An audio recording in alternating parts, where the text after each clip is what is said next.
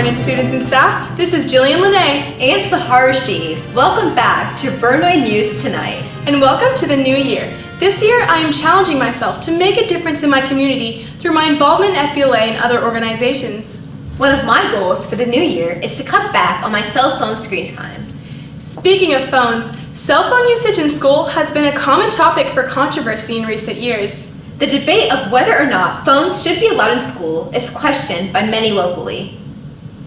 Mount Vernon Township High School decided to take charge and enforce a no-phone policy for its students. MVTHS had always allowed past use of cell phones for students, but as of August of 2018, that privilege was taken away. The ban of electronic devices at school made a drastic change in the environment.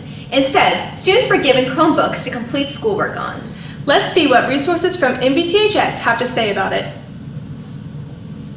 Here with me is Mount Vernon Township High School senior Grant Smith, who also happens to be the senior class vice president. Hello, Grant. Hey, how's it going? As a student, how do you think the cell phone ban has impacted our school environment?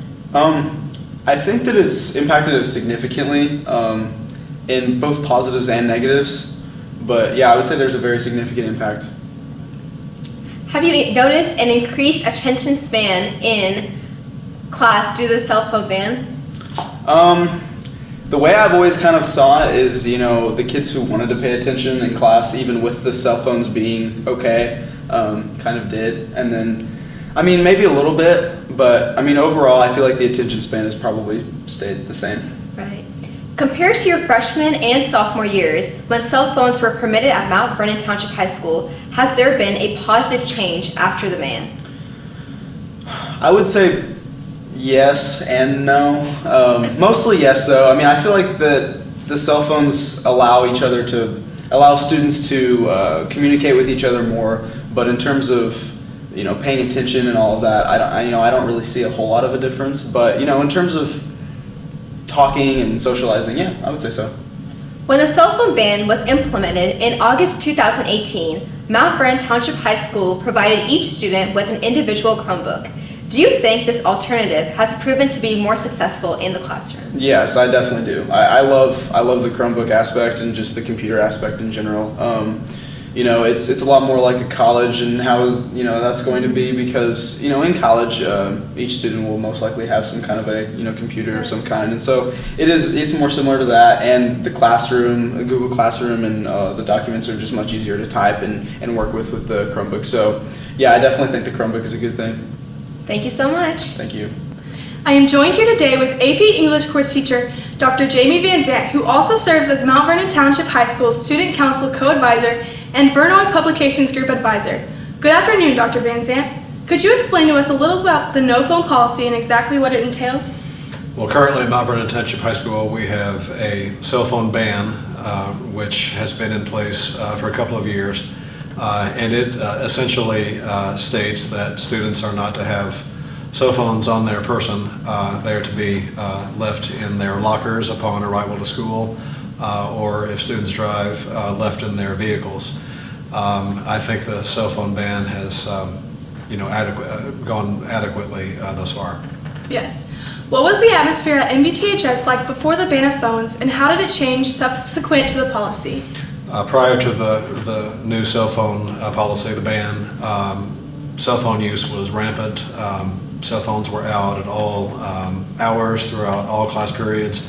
It was a constant struggle to create an atmosphere in which students were mindful of having their phones out and having them away. It was almost as if they were within reach. Students could not resist the temptation to have them out. Since the ban and the disciplinary consequences that follow, I should have mentioned earlier that if a cell phone is out or if a cell phone is found on a student, they are subject to disciplinary referral. Since the ban and since the disciplinary referral piece, the usage is way down, and there's a much more calm and focused academic atmosphere. Have you noticed positive results from students in your classroom since the ban? Very much so. The focus is on the lesson, on the instruction. They are not distracted by having that phone in their hand or on their lap or in the book tray in the desk, which was a problem beforehand. What are your personal thoughts about social media used in the classroom, and do you think Chromebooks are a useful alternative to cell phones? I think social media can be a very effective tool when used appropriately. I think it is a great means of communication in and among students and staff members.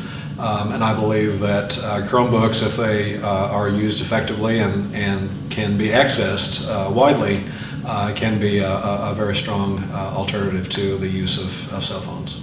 All right, thank you so much. Thank you. Beside me is CEO student Emily Sinnet, who learns and advances on the qualities of handling a business. Good afternoon, Emily. Good afternoon, Jillian. Could you tell us about the CEO program and what it entails?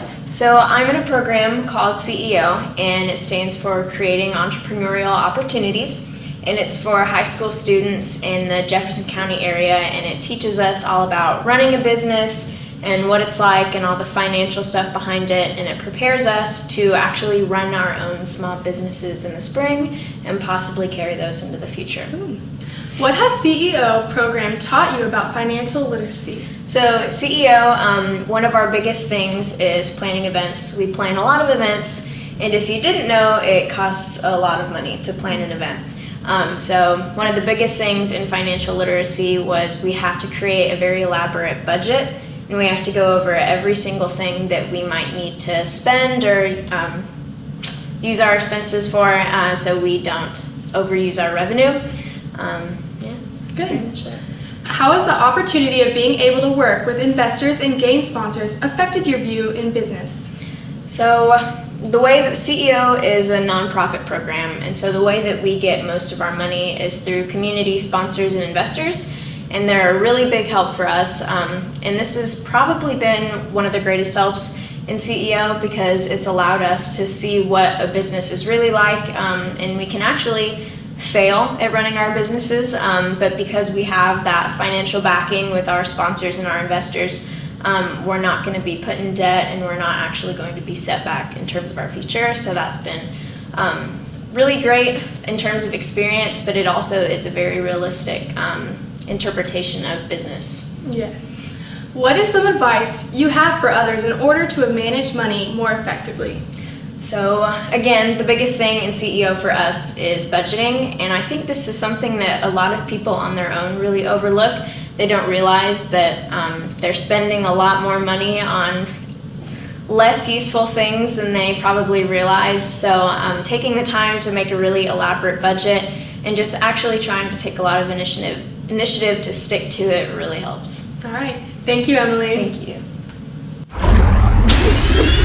With us today, we have 6'3" star senior basketball player Amir Span.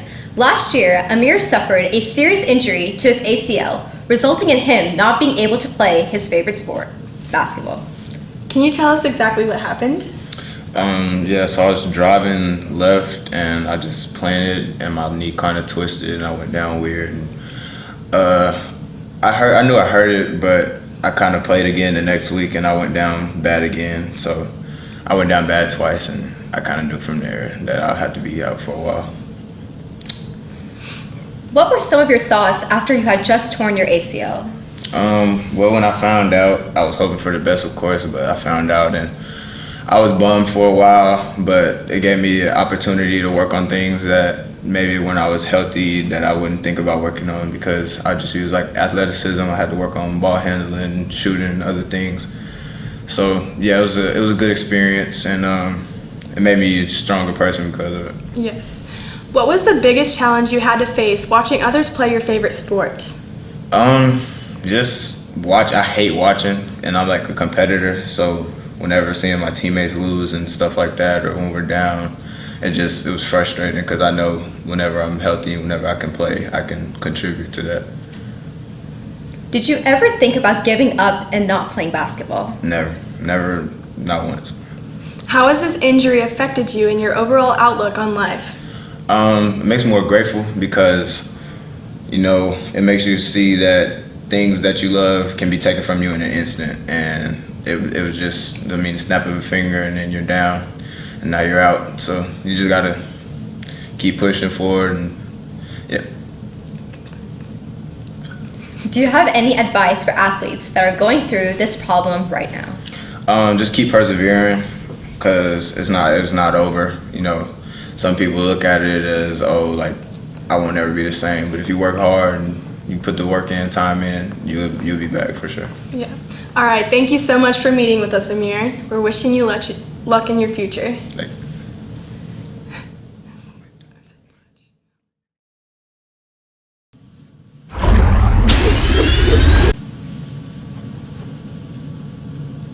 I am joined here today with AP English course teacher Dr. Jamie Van Zandt, who also serves as Mount. Oh my goodness! I messed up again. I'm so sorry. It's okay. I'm so sorry. Oh my goodness. Okay.